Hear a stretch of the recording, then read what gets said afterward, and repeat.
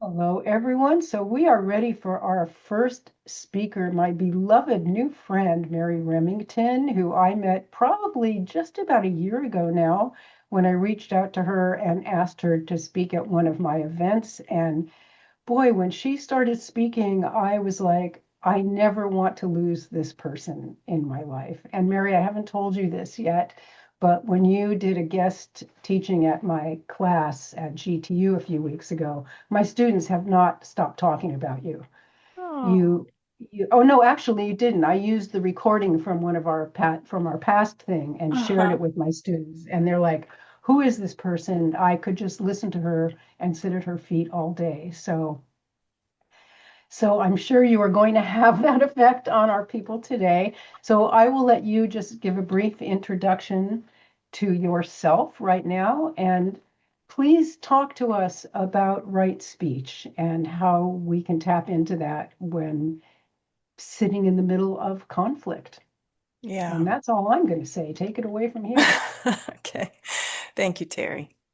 And hello, everyone. It's so lovely to be with you. I'm very honored.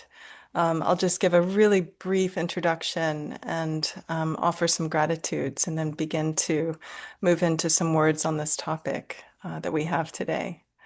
So I'm a Buddhist chaplain. I've been focused mainly in working in healthcare for about 20 years. And for about the same amount of time, I've also worked with Buddhist nonprofits that are dedicated to social engagement and social activism. And I'm currently the director of the Buddhist Chaplaincy Training Program for Ipai Institute and Zen Center, which is in Santa Fe, New Mexico. And that's founded by Roshi Joan Halifax. I also do private spiritual care counseling for all different types of people.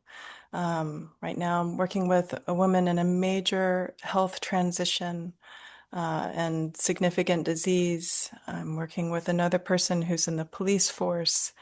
I work with people who are struggling in drug and alcohol recovery.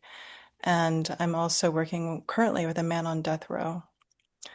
I'm a mother and I have one daughter named Raiden. She's turning 13 in a few days, which is very exciting. And I live in the Hudson River Valley area, which is just north of New York City on the unceded territory of the Lenape.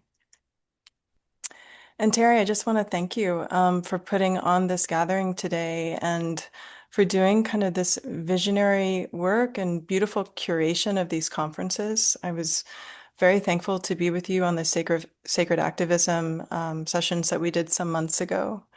And I'm grateful to be in the company of the other presenters today. I'm hoping too to be able to engage and listen through the afternoon. Um, I want to also offer thanks to my spiritual teacher, Reverend Trudy Jinpu Hirsch, and to my dear colleague and wisdom holder, Roshi Joan Halifax. And I always thank the patients that I've sat with over the years that have truly shaped me over time. And just thank you for being here on this very kind of live topic and live conversation that we're in together. Um, so, this topic of how to be with family and friends during the holidays amidst the political and social climate we're in is a question that I very much am living with myself. I come from a family where I have very different political and social values than they do, and this was evident to me from when I was a little girl. And I love my family. I really love my family. But I also grew up with strong influences of racism, classism, sexism, homophobia. I went to church where I was taught to fear God. And, none of this really made sense to me growing up. And the rest of my life path as an adult, I would best describe as just being a path of learning how to love this world and to be dedicated to loving more than dedicated to the lines that we draw in the sand. And I feel this question that we're looking at about how to be with family during the holidays is really a microcosm of the macrocosm of how do we create peace and see through the illusory lines and borders we place upon each other and the earth, these constructs that I feel will ultimately never hold back or divide the unity that we are. And I wonder too how many of us feel grief right now because we may have family or friendships that have become de-threaded over the past years due to our escalating socio-political climate and just not knowing how to cope. And grief, if you feel it, is invited in, and it has a space to be here with respect and with tenderness. Because interwoven with our grief is, of course, our love. And for many of us, genuine aspirations for the restoration of our relationships. Our grief is a teacher, it's a transformer, and it really can bring us to appreciation for the preciousness of our relationships and the waning time we have left to tend to them. Grief opens us to the vulnerability that we are. It sensitizes us, and it has a way of bringing to light what really matters to each of us. And so, how can we listen to our grief, and what is it trying to tell us through this conversation today? And so, if you have a relationship that you feel some amount of grief with right now, I ask that you hold it in heart as I give this talk. And I invite my mom, my dad, my brother, my sister right here in this space with us because I'm struggling with them. And I love them and I struggle, and I love them and I struggle. And I dedicate this talk to all of our relationships with which we may feel concern or sorrow, and that there's some amount of merit in this day together for the mending of those relationships. As I was reflecting on this conference, I was also reflecting on this phrase I hear so often, and I wonder if you do too, which is the world is so broken.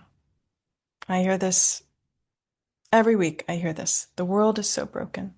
And when I hear it, I feel the grief of these words. And then it brings to mind for me the Japanese art and practice of kintsugi. And it's sometimes called the golden repair. And kintsugi is when the bowl is broken, it's not thrown away, but it's cherished. And then by taking its brokenness, each piece with tender fingers and great attention, we lay upon its jagged edges minerals like gold and clay, rebuilding and reconstituting the bowl back into its true nature, formed anew. And I see us as the broken bowl. I see us as the tender fingers. I see us as the great attention and the reconstitution. And we're here today, laying upon our own human jagged edges and sufferings, the joining materials such as open dialogue, deep listening, inner inquiry, fortifying our intentions for repair, and working to mend the ignorant and shattered parts of us that forget our fundamental unity. And these jagged edges we all have do not need to become demonized, ostracized, or made the enemy, as we often do to them. They can actually become the things that awaken us. Much like our grief, the edges can teach us the arts of paying attention, of slowing down, to seeing wholeness through brokenness, to feeling the joy of rejoining ourselves in solidarity beyond our illusory lines of separation that we are tirelessly exposed to. Nearly every religion and spiritual practice points to this way of seeing into wholeness. Many of the native indigenous cultures of this land of Turtle Island live with the vision and the prayer that everything has a place on the sacred hoop of life. each being, sentient and non, an integral and vital part, without which the hoop would not exist. So, this sacred hoop, the metaphorical table during the holidays, the feast of our life happening moment to moment to moment. And we're here with all the makings needed to reconstitute who we truly are. Rilke, beautiful poet Rilke, speaks and writes to reconstitution over and again. And words from Rilke: ah, not to be cut off, not through the slightest partition, shut off from the law of the stars. The inner, what is it if not intensified sky, hurled through with birds and deep with the winds of homecoming? The inner, what is it if not intensified sky? No separation. That our faces are only possible because of the rain, our bodies walkers of star matter, our minds are sculpted through ancestors we will never know. We are mysteriously and inextricably threaded. On October 10th of 22, I had the great honor to be in company of His Holiness, the 14th Dalai Lama, in a small group setting in Dharamsala, India, for about an hour. It was also my birthday. And I have to say, once you have your birthday with the Dalai Lama, there's nothing beyond that. It's just the, especially for a Buddhist chaplain. It was quite a day. Um, but in that hour that we had with him, he talked essentially about one thing. He talked about oneness. And a sidebar, you may notice in this talk I'm giving today, I'm not going to give you a lot of tools and tips about how to be with family, though I'll give a few. The thrust of my talk is really also about oneness, because I feel when we're engaged in our hearts and our minds on that fundamental level, we know what to do. We know what to say. And there's something in that that I just deeply trust. So we're with the Dalai Lama, and in his words, he said, quote, "We have to think every human being are actually brothers and sisters, same. The emphasis needs to be in school education. We are same. We have to live side by side. 7 billion human beings. We have to live together." And we had this, simple, astounding, profound meeting with him and his kind and deeply attentive company. But one of the most powerful moments for me was when he was leaving the room and, he was practically getting carried out by the attendants because his knees were weak. And he suddenly stopped them from, whisking him out the room, and he got on his own 2 feet and he turned to us and he just, without a word, slowly lifted his hand and he held it up and he just looked at us. And without a word and without hesitation, we all just lifted our hand back in response. And we just stood there, holding this together, breathing, being, not separate. Reconstitution. And maybe you have experienced this too, maybe numerous times in your life. Flash moments on the street, looking into nature, making love, waking from sleep, being with a dying person. The experience of being reconstituted, of feeling unity, is completely natural and accessible at all times. It is the air that breathes us. It is the animation of our walking. The African saying, Ubuntu, I am because you are. And when we experience and when we are experienced by this, there's no fear and there's no fear of fear. There's just this that is us. In Sanskrit, this is called the Abhaya Mudra. It's a sign of fearlessness. And it's not a fearlessness that negates the role of fear, our human capacities for fear, or places ourselves above the experience of fear. Rather, it's a fearlessness born from the felt understanding of our interconnection, what Thich Nhat Hanh called interbeing.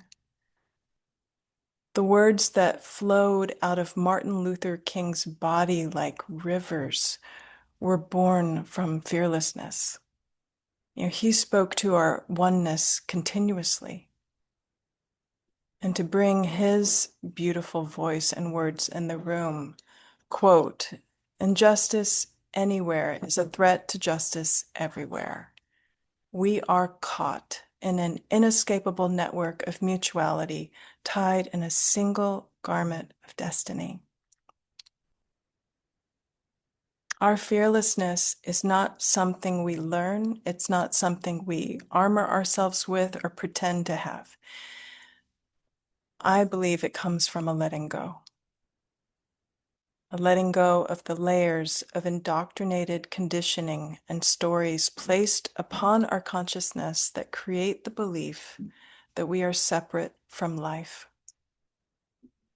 And we know these false stories and these illusory lines quite well, that we measure worth by the color of our skin, our gender, our ability of body, our age, of having money or none, geographic location, education, social clout, political stance.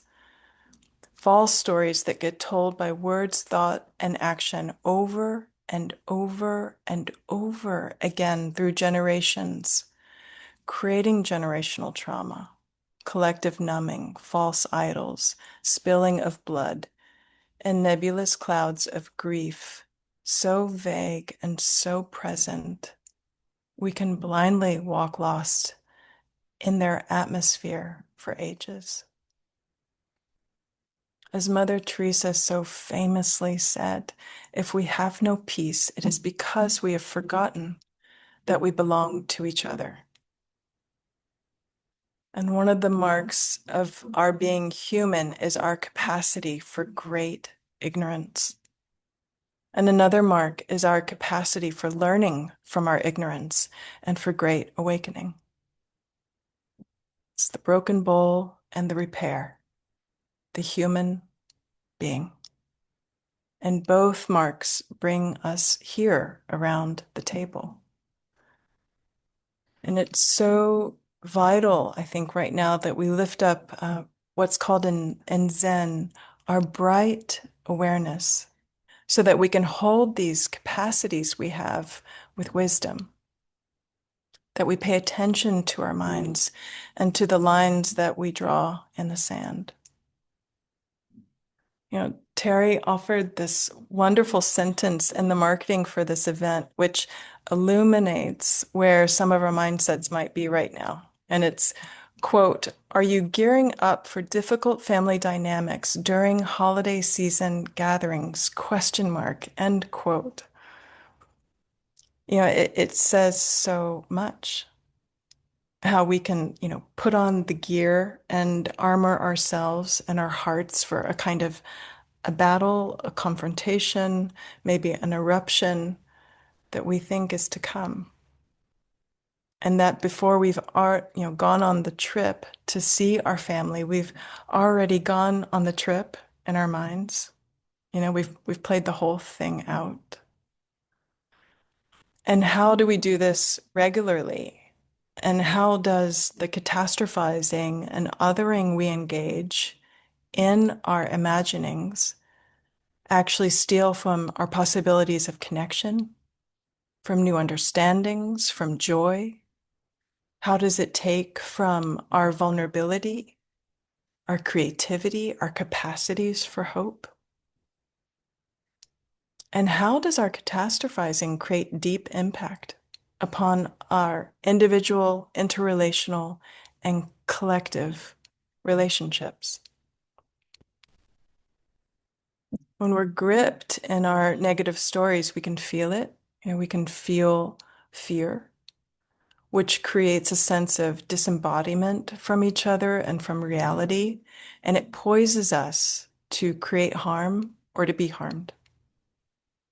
We witness this in our current realities through things like dysregulated paces of life, divisive news, harmful socials, addiction to our devices, continual lack of safety from our schools to our streets, mind-boggling paces of technology, the fracturing of our natural world, the fracturing of our attention, of our democracy. All this contributes to a sense of not feeling grounded, to feeling polarized and potentially broken down. And we can often see aspects of this in our bodies and even in our faces when we're gathered around together. We can sense a kind of weariness, a grief. But it's not all that we are, not nearly. And part of the medicine of this moment, I believe, is to slow down, to steady ourselves, and to again call forth our awareness and to become curious about all that we're carrying, how and why. And this brings me to the practice of not knowing, which is the first tenet of the three tenets. And the three tenets were created by Roshi Bernie Glassman of the Zen Peacemakers Order, who died in November of 2018 and was also Roshi Joan Halifax's last teacher. So the first tenet, not knowing, means we let go of our fixed ideas about what we think should be happening in the moment. And it doesn't mean to be ignorant or without knowledge. That's not what not knowing is. It's more about letting go of our attachment to outcomes and entering into a kind of active, open receptivity to what is unfolding. And so when we slow down, not knowing has space to arise, and it avails us to be more creative, more flexible, loving, relational, and with perspective with the world. It allows us to be more present. And this practice of not knowing is also incredibly grounding when tension arises. So let's just say a harmful or aggressive remark is said by someone at the table. And you may notice your body go into constriction, and then you may feel the upregulation and nervousness. And this is a clear signal from our body that it's time to slow down, take a breath, come back into regulation, come back into the heart. And then from there, instead of our typical trigger response of judging or maybe blurting out something rather unskillful in the moment, not knowing can help us be curious and even ask within our own selves, what is happening in this moment? Or what am I not seeing about this situation right now? That curious mind, that not knowing mind creates space and it helps delayer our defenses. And when we're undefended, we can return to receptivity and to a more relational state where we can listen again and speak our truth without blame and see each other with more clarity. Not knowing is a way of working with versus working against what is arising. And it's how we can exercise compassion versus condemnation, no matter what is happening in the moment. And the second tenet of the three tenets is called bearing witness. And as I've spoken to through this Buddhist lens. Our existence by nature is completely relational, and we're each expressions of this interpenetration. And coming from that view, when we bear witness, we can start to see that whatever is happening around the table is not simply one person doing something to another person, which is usually how we're viewing things happening outside of us, but that what we're actually seeing is an active symphony of causes, conditions, histories, ancestors, influences, experiences, dreams, hopes, choices, stories, in continual emergence of which we are all a part. And seeing reality in this way brings us back to fearlessness. That we are all here and a part of what John Kabat-Zinn often called the whole catastrophe, the light and the dark of our human experience, the broken bowl, right? It is us. And bearing witness asks us to turn toward and see all of life as it is in this particular moment. It helps us experience an intimacy with life, and that intimacy brings us closer to our edges of love and our grief, to our moral, social, and spiritual values, closer to the accountability of our actions and how we are beholden to each other. When we bear witness, we compassionately acknowledge our reality and we don't turn away from the broken pieces. We embody non-separation. And the third tenet is compassionate action. And this is the action that naturally emerges from our not knowing and from our bearing witness. And compassionate action is context dependent. So there's no one way it looks or acts. Compassionate action in one moment could be placing your hand on your chest when you're feeling some stress arise. In another moment, it could be deeply listening to someone you disagree with because you're trying to locate your shared values with that person so that you can make connection. In another moment, compassionate action could be offering your conscious silence or your conscious act of doing nothing in the moment. But at its heart, compassionate action is an undefended action that is altruistically and relationally grounded in the moment. And related to compassionate action, I also want to share the Buddha's five gatekeepers of speech, which is a very handy guide that can help us discern in the moment what may be wise, kind, or thoughtful communication. And it's an art to choose our words with wisdom. It's a practice. Zen Master Dogen says, quote, "Kind speech is not just praising the merit of others, it has the power to turn the destiny of a nation." And so we cannot underestimate the influence of our words upon our reality. And so the five gatekeepers of speech are what we practice before we speak. And that might be the hardest part. You have to remember to do this before you open your mouth. And so they are to ask these questions. Is what I'm about to communicate, is it true? Is it kind? Is it beneficial? Is it necessary? And is it the right time? Is it true? Is it kind? Is it beneficial? Is it necessary? And is it the right time?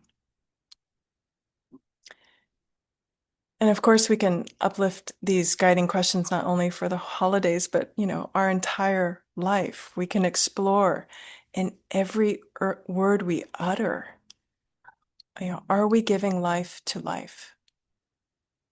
Is what I'm sharing right now serving good, serving the greater good? Is it virtuous?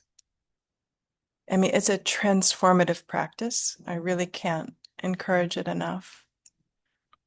And practicing things like the five gatekeepers of speech is a way we can live into our ethics and live into our values. In Buddhism, we have a beautiful ritual called Jukai, where we dedicate ourselves to living with the precepts. And the precepts are ethical guidelines that help us live a life grounded in compassion. And the precepts include things like to do no harm, to not steal, to not lie, to not elevate ourselves above others, to not blame. And when we commit to living with the precepts, we say that we're living by vow. We're living by vow.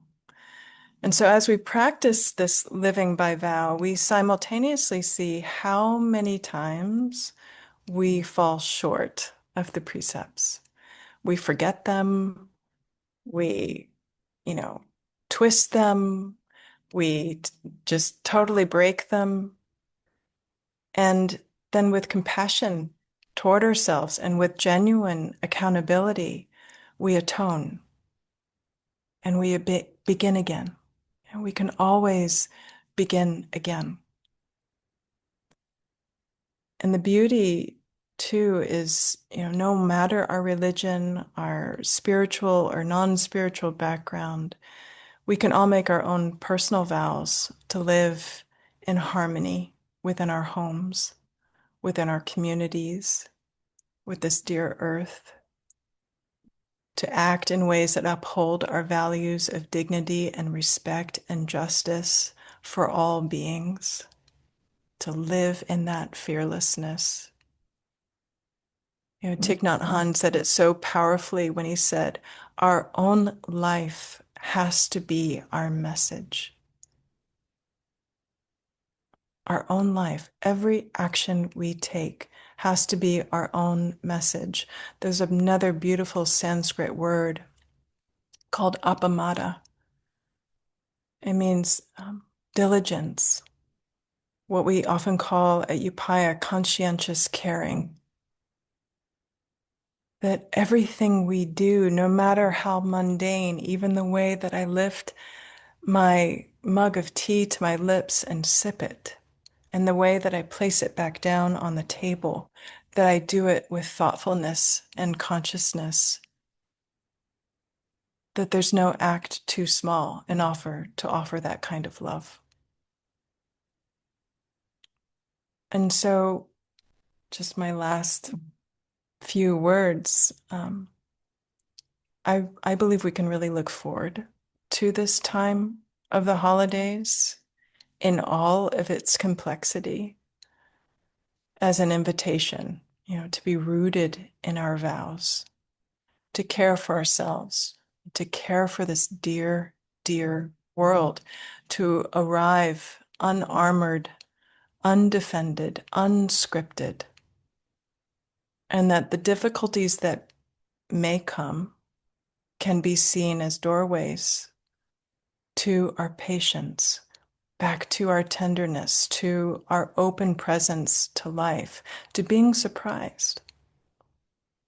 So that what we leave behind is not more lines in the sand, but rather our love.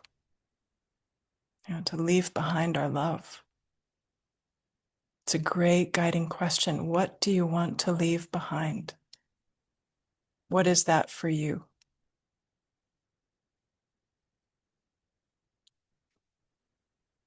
So thank you for listening. I know that was a lot of words.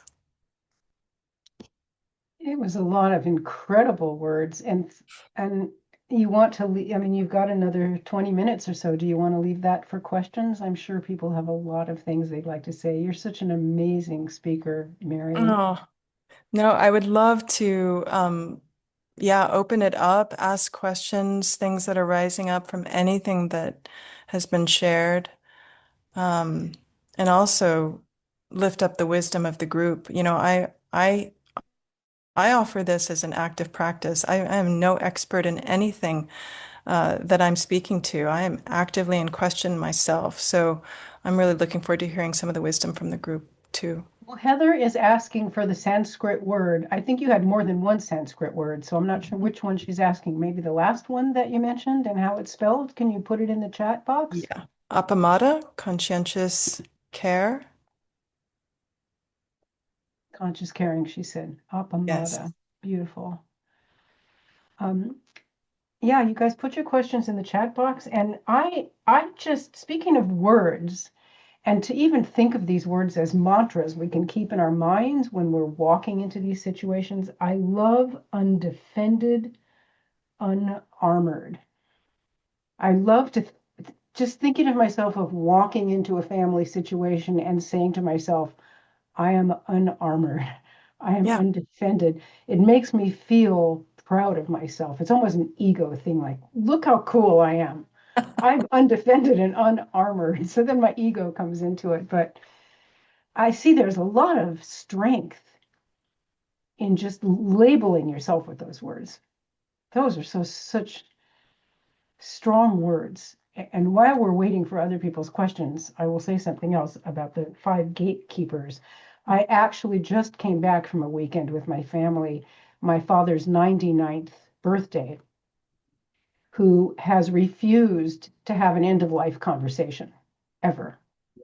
And my thought was, okay, while I'm down there with all of them, I'm going to make them have an end of life conversation because that's what I do. That's my job. That's what I do for a living. Of course, it never happened. And I thought, is it true? Is it kind? Is it beneficial? Is it necessary? And is it the right time? In my mind, as an end of life educator, the answer to all those questions is yes. It's yes to all of those things. But in his mind, it's no to all of those things. So is serving his fear and his denial also a way of supporting him? Mm. Well, And Bob, I bet you have something to say about that. I'm not sure I do. I may have something true and kind to say, but I'm not sure it's beneficial or necessary. I'd rather learn right now. Yeah.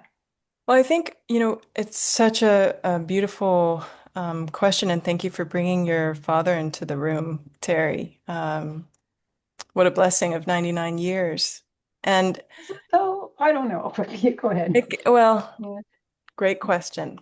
Yeah. Um, for me, it's more about being curious about what is real for him and his choices in his autonomy, which he still has, to choose how he wants to live through the last years of his life. And um, and to honor too where his boundaries may be. I find that I forget the word, but there's a certain muscular reflex that horses have.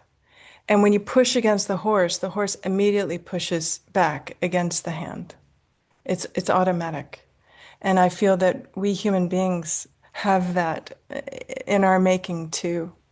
The more that we feel pushed upon, the more we can begin to shut down and feel more frozen at times or defended. And so this is where curiosity is such a powerful thing to offer up when working with others, to be curious about what's arising for them, what's true for them. And also in regards to autonomy, I think it's really important to allow people to exist in their autonomy in the ways that they need, no matter their age. I feel this too for very young people. often we overlook their autonomy. There's an ageism that happens for people who are under 16, just because they're young and small. And so this autonomy piece is really powerful and really real. They're young and small and they have no rights. Right. But they have And minds, they have feelings, they have thoughts, they have life experiences, they have wisdom. And how does our ageism come into this and our projections of how we want to control a situation or a person or a relationship? And to bring it back to ourselves, why am I so challenged in this? What is real for me? What am I not seeing here? You know, what can I not bear right now? yeah, Yeah. yeah. So looking at a situation where, I want this 99-year-old person to make an end of life plan because if he doesn't, it's going to leave a big mess for me and my siblings to have to take care of. So it's a burden for me if he doesn't do this. Right. But if I want to honor his autonomy and keep him feeling safe, then I have to completely just back off and Yeah. create a safe. That's the choice that we're always making with everybody that we Right. engage with. I mean, and in regards to him, that you can say, you have the full right to say, Dad, if you don't want to talk about these things, this creates the responsibility for me and for my siblings. And I just want to make sure that we're all conscious and aware of that. And if this is your choice, then okay. But, so we all hold our accountability for this, and he holds himself in that accountability too, that he's aware that this is what his decisions mean. But we can't make someone feel a certain way. We can't make them change their mind. But we can have Yes. open conversations. We can ask open questions and see what comes. So Heather asks a really interesting question about the ways in which skin color and gender determine whether a teenager is painted as an adult or child. Mm. Heather, Heather, do you want to yeah, would you like elaborate to on say that? more? Do you want to unmute yourself and talk more about that? Who is this that you're asking, Terry? Heather, there she is. She unmuted. I see you took your microphone Sorry, off. I had to switch everything around. Okay. Um, just thinking about things that have been going on in the news lately and um, George Floyd and just all of that and how who you look like. Somebody is a 12-year-old 1 minute is painted as an adult, but a 15-year-old is a child, depending on what you look like, who you are, and just being aware of how that language causes harm. Um, just really kind of, I've been doing a lot of anti-racism work lately, and this just kind of seemed to mesh very quickly about needing to remain curious and pay attention to that in special ways. Thank you so much.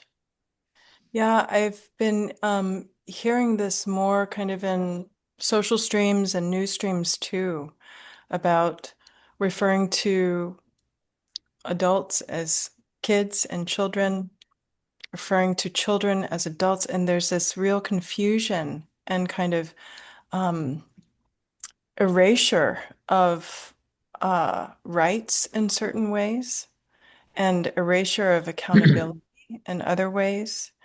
And it's usually based on usually some self-serving point that's trying to be made. Yeah. Thank you, Heather, for bringing it in. Yeah, anybody else? I had a fragment of a thought that I might contribute, and it's really a minor footnote to the conversation that Mary and Terry were having. And it's simply this, that in addition to wanting to respect the autonomy of those with whom we're engaged in genuine dialogue. We also have the subtle task, I suppose, of creating a relationship that is so safe that they can begin to reflect upon their own presuppositions and their sources and their current necessity. Um, in other words, almost independent of the content that we're engaging, even if it's about matters of life and death, such as end of life decision making. There is I wouldn't say a mandate, but at least an invitation or possibility to create a relational frame that is compassionate, slow, attentive, um, fallible, that invites the other into reflection on their own uh, fixed opinions. And of course, we wish that for ourselves as well, so that we can move beyond these, this presumptive world in which we live to encounter the actual one that is always flowing and evolving. So that's just a gesture toward the broad relational frame, in addition to the whatever content is under discussion in the moment. That's beautiful. I mean, what I hear too is allowing for vulnerability and fostering space where vulnerability is welcome, which includes also bringing in our own humanity, right? That we don't have to hold the role as the primary energy in the relationship, that we can bring in our humanity, our personhood. Yeah. And that we can be touched equally by the personhood, and that also implies the pain and aspirations of the other in a way that we feel some version of those inside us, and we take orientation in that feeling before we respond. It's beautiful. Joanna has her hand up. Do you want to pop on in, Joanna? I would like for you to comment about how older people are considered in different cultures. I live in Guatemala with the Maya, the Zutuhil specifically, and older people are revered. It's such a different experience for me growing up in the United States. And would you just touch on that and how that feels? Well, I wondered, Joanna, if you could maybe just share a little bit more about how it feels for you to be raised in the westernized culture and now in the United States. I'm assuming you have a Southern accent, I hear? Oh, Texas. Ah, I lived there for many years too, so. I'm a recovering Texan. I don't know if I'll make it this lifetime, but. Me too. But I'd love to just hear how this is for you and Okay. what are you seeing? What are you feeling? Well, what I see in the United States happening over and over and over is that we really don't know what to do with older people. I've completed 83 years and we don't know what to do with them. So we put them in a facility somewhere. And basically, many, many times, they're just ignored. And I've lived here 24 years now. And I'll tell a short story. I've helped establish medical clinics. And I was walking to the clinic one day, and there's kind of a dog leg in the path. And I'm walking to the clinic, and there was a grandmother and a little boy who were walking the opposite way. They had been patients in the clinic. And as we passed, the little boy kissed my hand. When I arrived at the clinic, there were tears rolling down my face. And the receptionist said, "Joanna, are you okay?" And I said, "Oh, yes, I'm very okay. Thank you." So just the idea that we're wise because we've had experience, we have something to pass to the younger generations is very heartwarming. And I think I live that because of the difference now. Mm-hmm. Mm-hmm. just curious, how does it affect your view upon aging itself? I believe age is a number, and I started taking a 2-year course at age 79. So I keep starting new things that I think could be helpful in the world. That's so beautiful. I mean, to me, this is such a testament of what happens when we feel cherished. Mm. What happens in our view of life, how we feel in our own bodies and skin when we actually feel cherished. And what would it be like to live in a reality where we cherish each other? I mean, all these spiritual practices that we can take on, I think so many of them are pointing to this practice of cherishing and loving. So, how fortunate for you, Joanne. I'm so glad that you're there and get to experience this. And I feel that it's very true. I mean, I've worked in healthcare for so long and have come alongside so many who are in their older years, elders, not the elderly, but elders who are essentially alone Right. and really not without, are there without a lot of support that they need. Mhm. Um, and many of them rely on kind caregivers, and and not all caregivers are kind. It's a real issue uh, in our culture. Um, I personally grew up with my grandparents in my house. I was in the house when my grandfather died at home, and I lived for many years. I had 30 good years with my grandmother.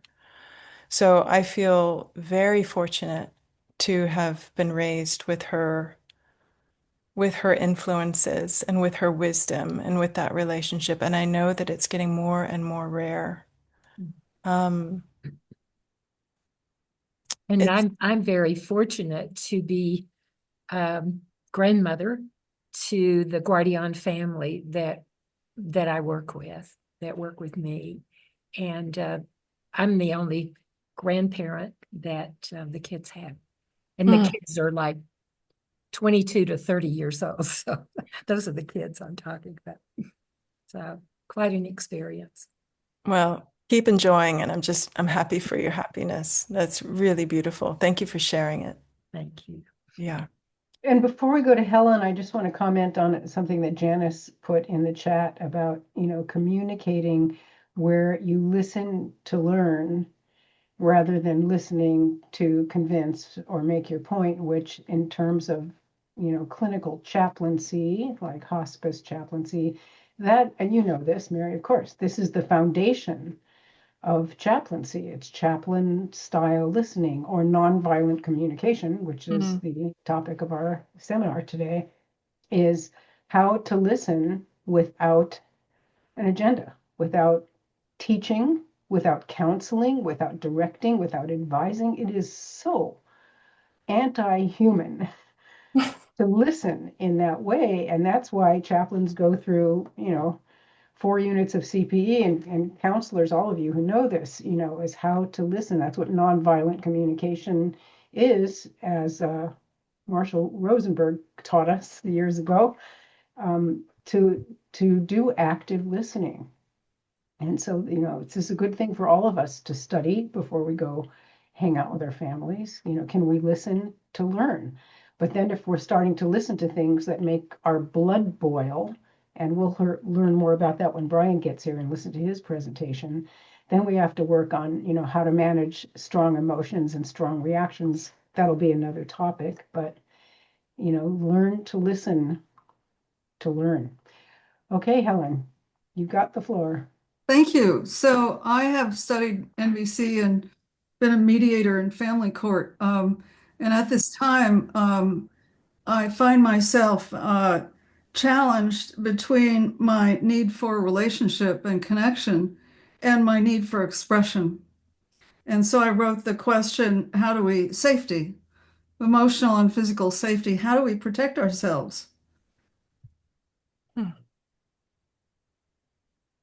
It's such a tender and wonderful question, Helen. Thank you for lifting it.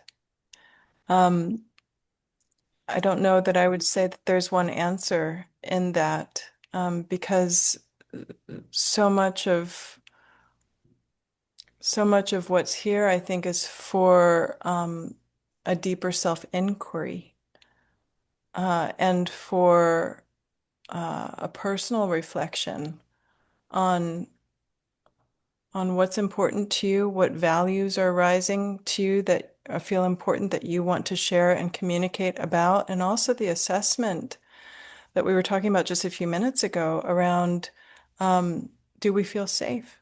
Do we feel that we're in an environment, a relational environment, where we can share? And that is not something we can make happen. That is something that naturally emerges between ourselves and another person. And so I would just only encourage you to continue to sit with these questions as it relates to your particularity and your particular context that you're reflecting on, because the outcome will look different for all of us. I think all of us probably have situations where we are unsure if it's safe to fully share something because we may be ostracized or, pushed out of the clan or the group, so to speak. I mean, sometimes this is really about our sense of survival. Will we be rejected by those we love if we share the truth of who we are? And and sometimes that happens. Sometimes we do share the truth of who we are and we do experience rejection. Um, and that doesn't mean that we can't continue to explore what that is for us and try again, you know? It's an unfolding kind of practice, I think. Um, but I think this, attuning to the body, attuning to the breath, regulating, staying grounded are some of the most helpful things we can do when we're in that moment of discernment, if we want to share and open or potentially offer our conscious silence and non-words. We have 2 more minutes. If anybody wants to put in a final comment, this has been such a beautiful discussion. And one option when you are in a family situation or a work group or any kind of group, disconnection is also an option. Leaving a toxic situation, and we'll talk about that in some of these other presentations, is it's okay to leave. Estrangement is a whole other hornet's nest to deal with, but sometimes it is a viable option as well. Absolutely. And, yeah. Yeah. And we had a whole other seminar about that a while back, a year or so ago. I think you were in that one, Bob, where we talked about family dynamics. I can't remember. There was a whole section on estrangement. So, if all else fails, create a new family, create a new community, like Joanna has done, a family of choice versus a family of origin. And I imagine that, so many people must be doing that now in America with the way things are politically, regardless of what side of the aisle you're on. And, it's an important lesson to us as well, is that communities can be created from scratch. Yes, and how we gather and what we do if we're in more complicated dynamics with family, how we're there can be titrated. We can create breaks, go out for walks, drink water, mind the food and alcohol, because that can really dysregulate how we're behaving and acting and being in our body with others. So there's ways to really take care of ourselves while we're in these spaces too. It can be very helpful. I think a good way to end here is back to those two words that I loved so much, to while you're taking a walk, to just use this little chant. I am undefended. I am unarmored. I would just like breathe in those words. Look at the sky. I am undefended. I am unarmored. At least for me, I think that's just a magical mantra. So maybe we'll Beautiful. we'll close with that. And we're going to take a short break, actually, for 15 minutes. And you guys, I'm going to stop recording now. So we'll end the recording, and you guys can stay on and chat among yourselves while we take this little break. And we'll be back at 10:30 Pacific with Brian Smith. Great. Thank you, Terry. Thank you, everyone. Thank you, Mary. So Thank you, Mary.